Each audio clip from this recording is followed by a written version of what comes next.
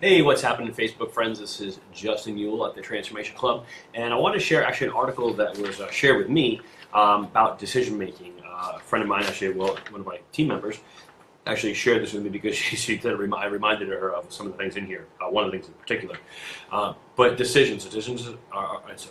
First of all, we're not even taught how to make decisions. Like you think about all the schooling that we go through, it's mostly memorization of facts, and we're not really.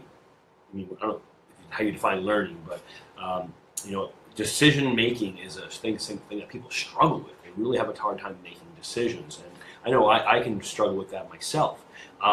So I just wanted to share some of the pieces of this article and kind of relate them to fitness, because there's a lot of things that relate to this. And we think about how we can not have willpower, we can be weak, and we can, why do we roll into a fast food joint at the end of the day, and we wonder, why the hell did I even do that? Like, why didn't I have the ability to say no? And there's actually some legitimate reasons related to decision fatigue. So I thought I would share this with you. This came from the Star Tribune, How to Make Better Decisions Every Day. It was by Lee Schaefer, so give him the credit for it. It's an awesome article. But basically what we found was, in doing some of his research, people do want choices in their lives. And will be unhappy if someone tries to limit them. People, they want choices. But on the other hand, the very act of choosing is very taxing. We have so many choices to make in a day, and people can quickly burn out through a limited capacity to make good decisions and end up fuzzy-headed, right? So I've actually found this in training, like a lot of times where if you give them more opportunities of when they can come in, say someone's going to come in 3 times a week, and if you can give them more opportunities, it's easier to say, oh, well, I'll skip today and I'll go tomorrow. Or I'll skip today, but when you only have 3 days that you can come, like say Monday, Wednesday, Friday, you kind of eliminating that decision. So it's that balance of which is better. And we do offer a very flexible schedule because overall we think that is better. But I've also found that people who commit to 5 days a week get better results than people who do 3 days a week, not necessarily because they're coming 5 days a week, but because they missed a session, or God forbid 2 that week, they're getting 3, whereas somebody who's only coming 3 days a week, they miss a session or 2. It's they only get 1, and it's also harder to get back on track the following week. I have found that.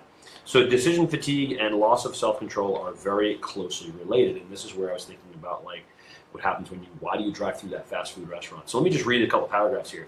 One of the ways to demonstrate a relationship between self-control and decision-making was in a simple experiment she described to see how long students could keep their arms in an aquarium filled with ice water. So this is mostly a harmless way to measure pain tolerance and willpower, right? So check this out. Students from one group were asked to make a bunch of product decisions before sticking their arms in the tank. Another group had no choices to make. As you maybe guessed, the volunteers who made the product choices pulled their arms out a lot sooner than the other volunteers. So basically, decision fatigue caused a lack of willpower to keep their arm in the ice water, which is pretty fascinating. They're just shot mentally. They don't have, because they make so many decisions in the day, or in this particular experiment, they just lack the willpower and the strength to persevere through tough stuff. This phenomenon of crumbling, here's what relates to us, is in fitness and whatnot. This phenomenon of crumbling self-control is what could explain why, after a trying day of rapid-fire decisions at work, along with a quick trip to Target, someone could come home and put away a full box of Girl Scout cookies before dinner without really thinking about it, right? You've heard that, maybe you've experienced that. Pretty fascinating, though, when you think about it, right? So if you're making a lot of decisions in the day, you really want to try to eliminate and automate your nutrition, for example, or your training, for example. Or obviously, plug for us, working out in our program, you don't have to think about your workout, you just come, you show up, and you do it. With your nutrition, make your nutrition as plug and play as possible. It's one of the terms that we use when it comes to our nutrition program for our 6-week challenge, for example. I talked about that tonight in the orientation. Plug and play is super important. In the studies that we've done with individuals where we track them over several weeks, what we find is that the best thing to help people make better decisions and use self-control is to take action to avoid making decisions and using self-control. In other words, to get better at self-control and to get better at making decisions, put yourself in a situation where you don't need to, right? This is fascinating. This is about food again. So apparently, the average person makes around 225 decisions around food per day. That's just mind-boggling when you think about that's a lot of decisions. That's only about food, and the examples are okay, how much to eat, where to eat, what am I going to eat, whether I'm going to eat it cold or warm it up, whether to keep have a sandwich for later, and so on. And then she says, one of my personal favorites, she said, is over the sink or in the car, which is really sad because we don't sit down for our meals. But think about it, there's so many decisions around food that you make in a day. Apparently, an average of 225 per person. So no wonder we're zombies by the time, dinner rolls around or, dessert rolls around, right? And then, of course, she throws in here, and this is what kind of reminded Jarby about me, not to compare me to Facebook founder Mark Zuckerberg, but it's a nice comparison.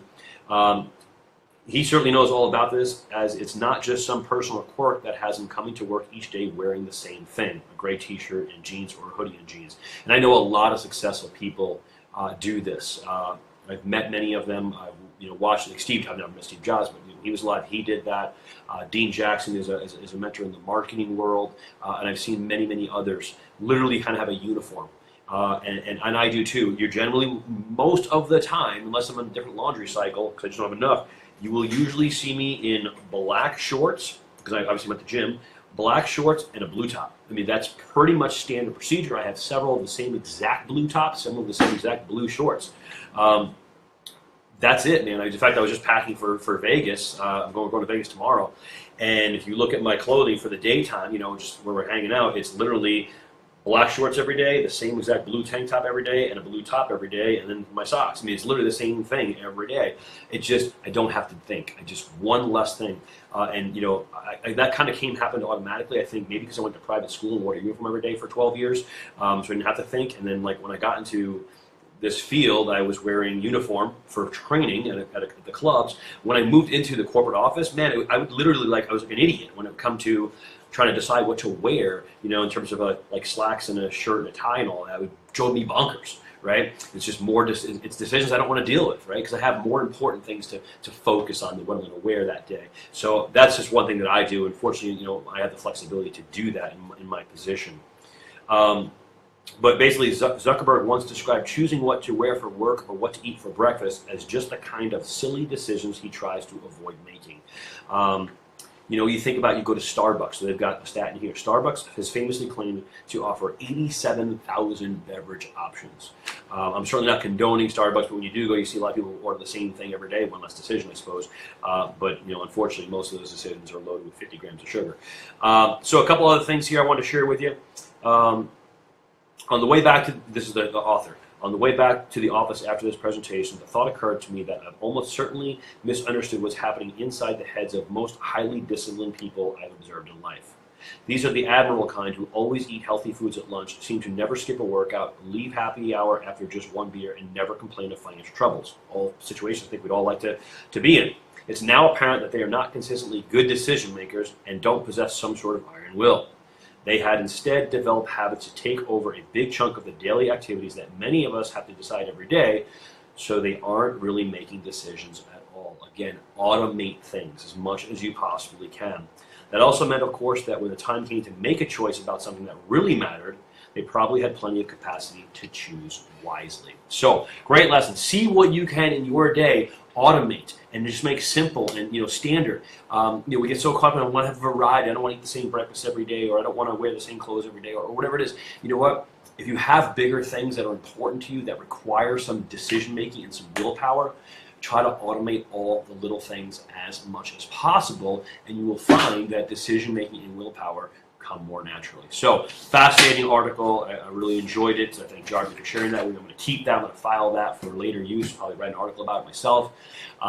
With that being said, I will not be on the rest of the week because I am completely checking out. It's what I do when I go on vacation, celebrating my 5-year anniversary with Janelle. So I'm very, very excited about that. So I'll be back next week with some more lessons. Until then, as always, have faith and take action.